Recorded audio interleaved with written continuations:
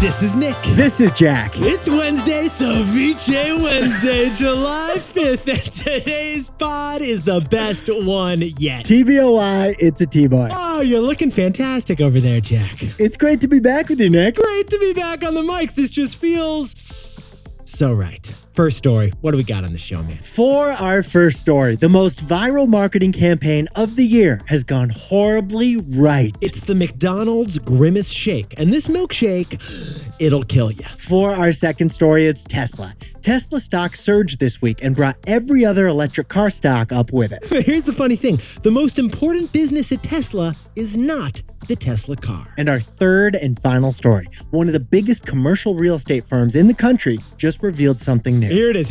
The 4.5 day work week. Not 4, not 5, right in the sweet spot, 4.5. A little bit of a Goldilocks situation for us. But Yetis, before we hit that wonderful mix of stories. This is just a fantastic mix to come back to, Jack. This feels fantastic. We are back on the mics after a couple weeks off. Nick, you look fantastic. Jack, you're glowing over there. We were off on paternity leave, Yetis. We missed you. We missed you so much. Now, Nick, everyone's wondering, the baby is over a week old now. Do we have a name? Well, Jack, we did decide not to name the kid at the hospital. We decided to, take him home, get to know him, really get to feel it out. We know. So how did you decide on a name? Well, Jack, here's what we did. Molly and I did a name storm. That's right, Yetis. A name storm. It's a brainstorm for a name. Yeah, like Molly does name storms for startups, so we decided to do a name storm for our little baby. Now, to name storm your kid, first you need naming criteria. Okay, and then once you got the naming criteria, then you need the naming inspiration. But the most fun part of a name storm is when you stress test the names. Oh, you gotta love the stress test. Jack, when you were stress testing a name in a name storm, you gotta think like, what does this name look like on a book cover? Will the name look good on an ice hockey poster? Will the name look good on a movie poster? Will the name look good on a political slogan? And then will the name look good on a political sign? How will the name sound if an airline yells it out? Jack Kramer, please head over to baggage claim, Jack Kramer. How will the name sound if you get in trouble at school? Jack Kramer, please report to the principal's office immediately. So after all this name storming, Nick, did you and Molly finalize a name? Jack, we did finalize the name. Here's the name. You ready? Maximus Vince Martell. Max Martell. Maxie Martell. That's the name of the baby boy. Maxie Martell. Little Maxie boy. We're so excited for the boy. Jack, Molly is doing incredibly. She's recovering. Yes. It is a recovery, by the way. It is a serious recovery. It is Alex and Molly. You go through so much as the woman in that situation. Mothers do so much for families. It's absolutely incredible. And Jack, you did an incredible amount too. Thank you for carrying this entire business while I was off on paternity break, man. Really. Nick, you did the same thing for me with both my boys. It was honestly my honor. I was so excited to cover the company while you were on paternity leave. Thank you so much, man. It was my pleasure. We actually moved forward some long-term projects while Nick was off on paternity leave. We did. We are going to be launching some exciting stuff soon. Yetis, we got good stuff coming. Maximus Vince Martell, you look fantastic. Live life to the max. I love what you did there. Yetis, let's hit our three stories. 15 years before this song, two boys from the Northeast met in the dorm. They had an idea that caused a cultural storm. It's the best one yet, but the best is the norm. Jack, Nick, that's it. I don't even think they need to practice. 50%, that's a fat tip. T-Boy City on your list. If you know, you know, cause we ready to go. We can't wait no more, so just start the show. Start the show.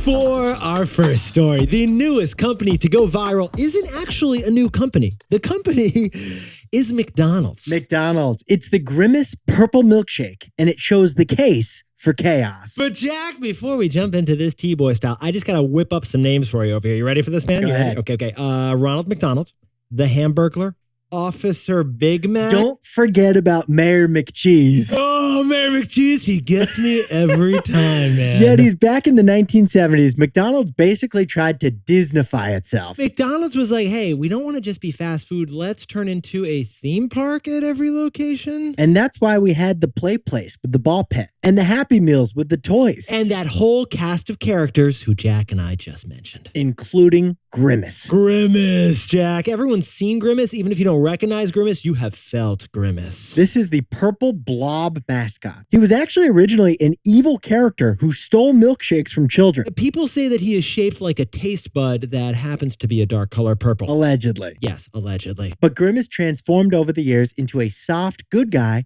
actually Ronald's best friend. In fact, Grimace has now become like a gay icon. Like apparently he was at a lot of Pride parades. Yeah, it launched in Pride Month. He was the color purple. Grimace, he's everywhere you want to be. Now, until last month, you probably hadn't seen Grimace in years. Grimace, he's like a vestige, like something from an Indiana Jones movie getting dug up. And is it just me, or have I not seen a McDonald's play place in about 15 years? It's not just you, Jack. McDonald's has been pivoting away from kids and focusing more on adults. But on June 12th, McDonald's brought Grimace back, and it has been wild. Get this, Yetis. McDonald's has turned Grimace into the most viral marketing campaign of 2023 by accident. On June 12th, Grimace took over McDonald's social media accounts to celebrate his birthday. And they celebrated his birthday with a brand new product called the Grimace Milkshake, or for short, the Grimace Shake. We don't know what flavor the Grimace Shake was, and neither do any McDonald's customers. That's the brilliant part behind this strategy. They never actually describe what the product is. All we know is it's purple. Some people say it tastes like cake. Some people like strawberry. There's like hints of cough syrup in there. No one knows the flavor. But that's when things spun out of control. Right, because McDonald's didn't intend for this next part to actually happen. On social media, people are buying these purple milkshakes and then pretending to die and posting it online. We are not making this up. There are videos of people orchestrating like these complicated horror crime scenes because of drinking this milkshake, right, Jack? Here's a video you'll see. And honestly, brace yourself because it's kind of horrifying. Jack, let's throw it up on the screen so like the Yetis can see this. Yetis, you can watch this right now. We'll throw it up on the screen. It's on the screen if you're watching on Spotify or YouTube. People are buying one of these purple shakes, sipping the shakes, saying happy birthday, Grimace. They're excited. They're having fun. And then you cut to another scene and they're dying a horrible death, allegedly because of the milkshake. Jack, can we talk about what kind of numbers these Grimace McDonald's TikTok videos are getting? It's racked up nearly 2 billion views of the hashtag Grimace Shake, and that's just on TikTok. Again, Yetis, what's so shocking about this is that none of it was actually McDonald's specific intention. They brought back Grimace for a nostalgic marketing campaign to target Gen X, who remembers them from childhood. They were supposed to be targeting older people with this nostalgic marketing campaign. Instead of Gen X, Grimace has been embraced by Gen Z in a shocking manner on TikTok. It's being grabbed by the youngest of the generations. And this has brought more attention to McDonald's from young people than any other marketing campaign has. And that's why we're chalking this up as a win. So, Jack, what's the takeaway for our buddies over in the marketing industry? There is a case for chaos. The case for chaos. Yetis, Jack and I got curious about the marketing company behind this campaign, and that company is Wieden and Kennedy. Wieden and Kennedy are known for provocative and sometimes confusing ad campaigns. And this is what we found fascinating about this story. They've got a philosophy at Wieden and Kennedy, and it's called the case for chaos. Here's the story. Companies want control and predictability. But good marketing requires creativity, which is the opposite of predictability. A giant purple blob fake murdering McDonald's customers? That is not what McDonald's predicted, is it, Jack? That's the opposite of predictability. But McDonald's, they found comfort in the discomfort. And you know what? It's working. And that is the case for chaos. For our second story, Tesla, its stock jumped 7% on Monday to its highest point in a year. It sold a record number of cars last quarter, but this story is not about Tesla's cars. All right, Jack, technically the second half of the year just kicked off, and what's the number one stock so far? It's Tesla. We're one day into the second half of 2023, and Tesla's up 7% already. Not too shabby, because Yetis, Tesla, they just announced they sold 85% more cars in the second quarter compared to last year. The reason? Tesla cut prices big time this year, and that led to a nearly doubling of sales. The price discount, it may have hurt the profits, but the sales surge that resulted, that has been pretty good for Tesla. And investors approve. The stock jumped 7% on Monday, and it's approaching a $1 trillion valuation once again. In fact, a whole bunch of electric vehicle stocks all jumped to start the week. But Nick, while we were on paternity leave, Yes, Jack. another big story was happening around Tesla. Yes, it was, Jack. And what was that very particular story that we noticed? We're calling it supercharging for all. Supercharging for all. Yeah, these superchargers, those are Tesla's very own fast chargers. I've used them when we're doing a big trip. It's also known as a level 3 charger, but it's Tesla branded, and they can go from 0 to a full charge in about 30 minutes. When you're on the road, you may have seen them. They kind of feel like this cool, really small, exclusive club. And that's what they were until last month, when Ford busted into that club. Yeah, that's the news, Yetis. Ford just announced that it is joining Tesla's supercharging network. Ford is also going to ditch the standard charging nozzle and use Tesla's charging nozzle instead from now on. It's just like if Google's Android phone started using Apple chargers instead of those Android chargers. It's a big deal. Exactly. And it's actually kicked off a domino effect. The day after Ford's announcement, we got an announcement from GM. Yes, we did. And then from RIVN. Yes, we did. And just last week, Volvo's Polestar electric car brand is also joining Tesla's charging network. So Tesla's supercharging electric club has gone from an exclusive club to letting the riffraff in, Jack. I noticed I'm seeing a lot of cars here I didn't typically recognize at the Tesla's charging. I would kill if my Volkswagen could charge on a Tesla charger, but I can't yet. We can't let everyone into the club yet, Jack. I'm on the other side of the velvet rope still. And Jack, why are all these other car companies suddenly joining their rivals' charging network? Because it's a better club and there's more of them. Yeah, a lot more of them. Yetis, there are 60% more Tesla chargers in the United States than the rest of the industry combined. And Tesla chargers are more reliable. I can guarantee that based on the unreliability that I'm experiencing with Volkswagen. Yeah, we've had a pretty good experience. They don't judge you. But Nick, is Tesla giving away supercharging for free?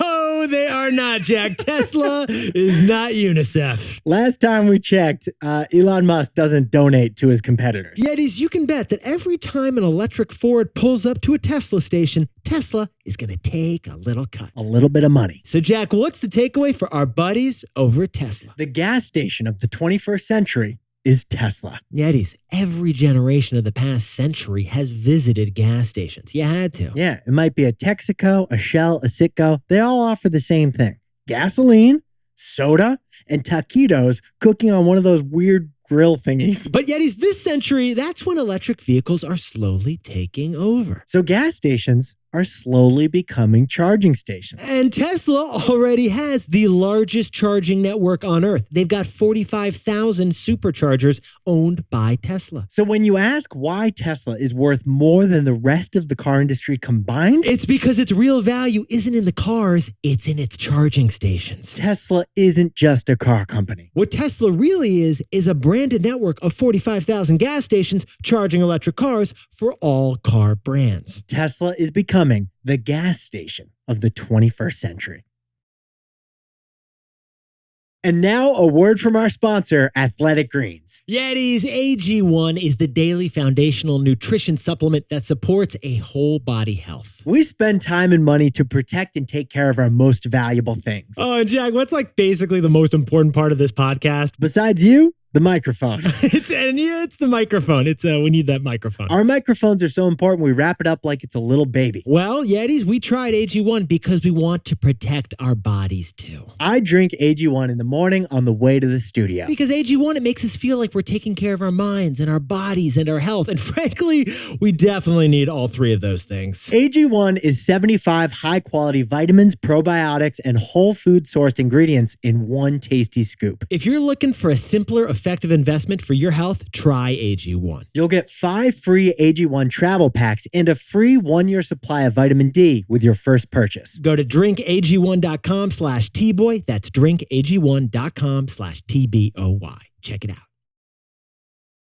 Rocket Money. Yetis, you ever notice that Netflix is treating us like a frog in a pot of boiling water? Netflix was $8 a month when it started. I remember that. Then it became $12. Now it's $15.49. You know what? It's pretty challenging to keep track of all these things we keep paying for, especially when the prices change. So, like the frog, we get burned. And that is why Jack and I both use Rocket Money. Rocket Money is a personal finance app that finds and cancels your unwanted subscriptions. It also monitors your spending and helps lower your bills all in one place. We've been premium members for over a month. Jack, mine just reminded me that I got this smoothie subscription. It's due in 4 days, so I skipped it because I'm away for the weekend. Boom! You saved money and you avoided food from getting wasted. And over 3 million people have used Rocket Money, saving the average person up to $720 a year. Stop throwing your money away. Cancel your unwanted subscriptions. And manage your expenses the easy way by going to rocketmoney.com/tboy. That's rocketmoney.com/TBOI. rocketmoney.com/tboy. For our third and final story, Vornado is investing $1 billion to create the coolest place to work in America. And that place is Penn Station. New York's Penn Station. New York's Penn Station. Come on down. And it's all because of the 4.5-day work week. Jack, can we talk about landlords? Let's talk about landlords. Vornado is the ultimate landlord. This is a publicly traded company that is the biggest commercial landlord in all of New York City. Honestly, for a landlord, the name Vornado sounds a little evil, doesn't it, Jack? Yeah, it totally does. They're not trying to sound warm and fuzzy because Vornado owns 20 million square feet of office space. Jack, can we get a translation on that number, please? That's 400 football fields of cubicles and copy machines. And Jack, how is Vornado's stock doing lately? Well, immediately when the pandemic hit, it fell by 50% as all those cubicles emptied out. And get this, it's down another 50% since then because a certain amount of work from home seems to be permanent. So one of America's biggest commercial landlords is down, and down big, but not out quite yet. Because get this, Vornado just made its biggest bet in the company's history, and it's putting all its chips on basically a 3-block radius. On Penn Station. Penn Station, lovely Penn Station. 8th Avenue and 32nd Street, baby. Come on down. You just look fantastic, Penn. Actually, 7th Avenue if it's Long Island Railroad, and 34th Street if it's the ACE. Am I getting that right now? If you hit Brother Jimmy's Barbecue, you've gone too far. Yetis, Vornado is investing $1 billion to spruce up 2 million square feet of office space right around Penn Station. Because Yetis, even though Penn Station isn't the prettiest station in America, it is the biggest station in America by far. The new Penn Station's kind of nice. The new Penn Station's fantastic. But no one can deny that Penn Station is the public transportation mecca of all the United States. Because Penn Station has 6 subway lines, the Long Island Railroad, Amtrak, and the PATH train. The whole tri-state area loves Penn Station. Jack, in Penn Station, there's an Auntie Anne's, a Hudson News, and a Dwayne Reed within a Dwayne Reed. And he can pass. Well, Yetis, Vornado, they know that people hate commuting. So in this time of popular work from home, it's going after what they call one-seat commuters. They're looking at Connecticut, Long Island, and Jersey residents who can all get to Penn Station on one seat of transit. And they're making work from the office as appealing as possible to those people. They're trying to lure in Connecticut Clayton, New Jersey Jess, and Maddie from Massapequa. So Jack, what's the takeaway for all our buddies who work anywhere? The 4.5-day work week is already here. Look, Yetis, we don't know the exact future of back to work in America. And we also don't know if companies are going to adopt the 4-day work week. But we do have a new phenomenon that's actually happening right now at this very instant. And what is it, Jack? It's called the 4.5-day work week. The 4.5-day work week. Vornado's CEO told his investors that Friday office work is dead forever. Work from home, back to the office, it doesn't matter. Employees aren't coming in on Fridays. Forget about it. They're not showing up on Fridays. Vornado's CEO also said that Monday is touch and go too. So when we add all this up, we don't know the exact future of what your work week will look like. But the 4.5-day work week is already here. 4.5. 4.5. 4.5. Jack, can you whip up the takeaways for us for our first pod back? McDonald's celebrated Grimace's birthday with purple milkshakes, but it morphed into a viral TikTok meme. And that is the case for chaos. For our second story, Tesla is approaching a $1 trillion valuation again, not just because it's selling cars. It's because Tesla is becoming the gas station of the 21st century. And our third and final story is Vornado. New York City's biggest landlord is investing in Penn Station. Because the 4.5-day work week is already here. And here's what else you need to know today. Twitter is having technical problems, so Elon is limiting the number of tweets that you can see. Yeah, after you view 1,000 tweets, you can't use Twitter for the rest of the day. And a civil rights group just sued Harvard, calling its legacy admissions discriminatory. If affirmative action is illegal, legacy admissions are probably illegal too. And stocks finished the first half of 2023 up a whopping 16%. It was led by tech stocks in the NASDAQ, which had their best first half of a year since 1983. And Jack, now it is time for the best fact yet. This one sent in by Susanna from Miami, Florida. There are over 30,000 Starbucks locations on planet Earth. But there's only one Starbucks location that has no address. If you try to find this Starbucks in a GPS, it won't show up. Yeah, because this Starbucks is in the CIA. Our nation's spy agency has its own Starbucks. The CIA has a Starbucks. It's like a stealthy Starbucks. And there's one really funny operations thing about the CIA Starbucks. Jack and I love this. We had to share this with the Yetis. Baristas don't ask for your name before taking your order. Yeah, they can't do it because it would breach the protocol. These are spies. The name they give you is going to be fake. So, besties, if you want to order a Frappuccino at the Starbucks at the CIA, you're going to need security clearance. This latte will self-destruct in 12 seconds. Jack, you're looking fantastic. It is so good to be back with you. Thank you so much for all the work you did, man. My cheeks are exhausted from all the smiling. I know. My muscles in my cheeks weren't ready for today. I know. I wasn't ready for this. That was just so much fun. Yetis, you're looking fantastic, too. And remember, HYHTBOY. Yetis, it is fantastic to be back with you. Have you heard the best one yet? Nick and I will see you tomorrow. And we're so happy about that. Can't wait.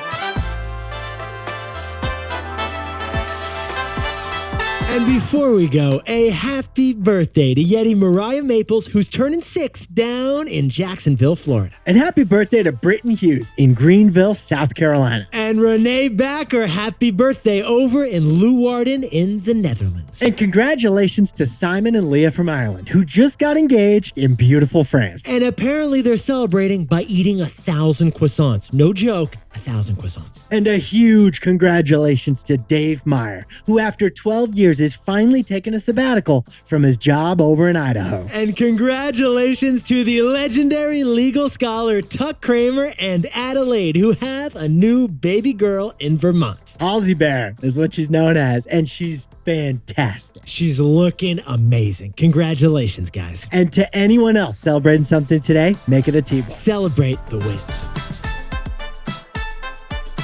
This is Jack. I own stock of Disney, Ford, and Volkswagen. How many times was Jack on there crossed out? Molly actually really likes the name Jack. I was like, Molly, this would bring up a lot of complications. You're like, this is Nick and this is Jack, but not And that Jack, not the that other Jack. Actually, the main Jack, but not the other Jack's Yeah. pretty main too.